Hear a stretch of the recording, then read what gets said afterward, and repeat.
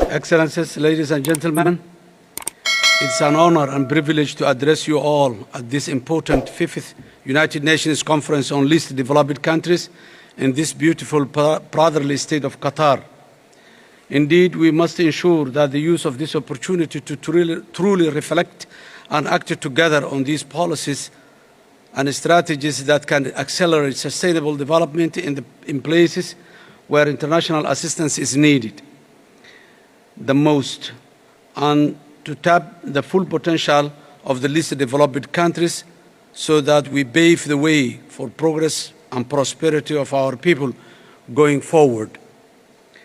I thank the UN and all its agencies and the State of Qatar for joining forces to deliver this crucial timely global discussion on what must now be a call to action to achieve tangible results in delivering sustainable development in the least developed countries.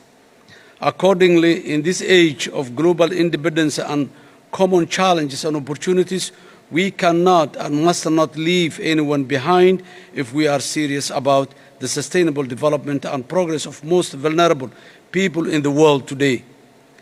There is abundant untapped potential in the least developed countries like Somalia, but the challenge remains turning this into progress and prosperity for the people who are among the poorest in the world is standing tall. Excellencies, ladies and gentlemen, historical and modern challenges for development in Somalia, while having a great potential and prospects for development, one of the reasons Somalia has struggled with sustainable development is the legacy of a prolonged conflict and political instability in the past. We are now successfully addressing both through dialogue and ongoing inclusive state-building process.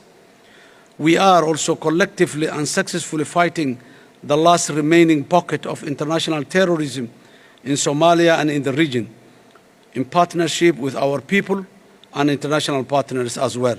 However, our challenges have been compounded by the impact of climate change, which is exacerbating drought and food insecurity. This requires urgent and better coordinated global response to mitigate and adapt to in order to ensure lives and livelihoods of the most vulnerable in our country is protected.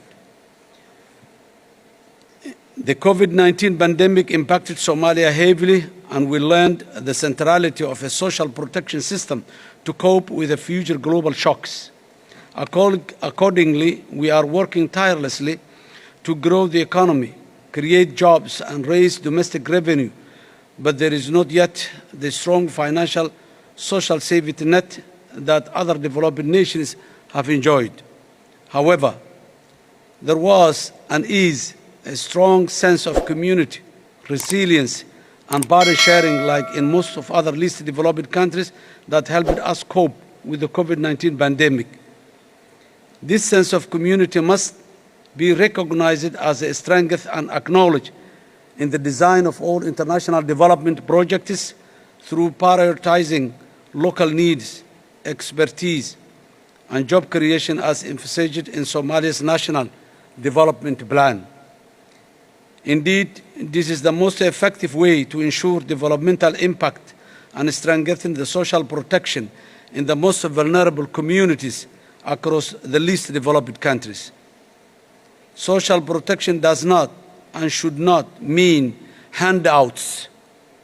It is about creating opportunities for self-respect, dignity, and sufficiency which build on the existing communal resources and resilience. In Somalia, we are determined to make the leap from simple potential to prosperity in a manner that benefits our people and play to our national strengths.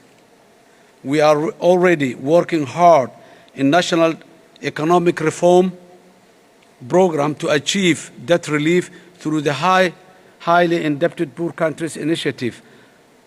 And once this is achieved, we seek to rely on our capacity to trade as a nation to achieve prosperity. Somalia is a resourceful, rich nation with one of the longest coastlines in the world, fertile and arable land for agriculture and livestock, as well as a strong tradition of trade, in all goods and services across the region and the world. There is also a strong digital connectivity across the society, and a 2 million plus strong diaspora are playing their part in rebuilding our nation through remittances and investments.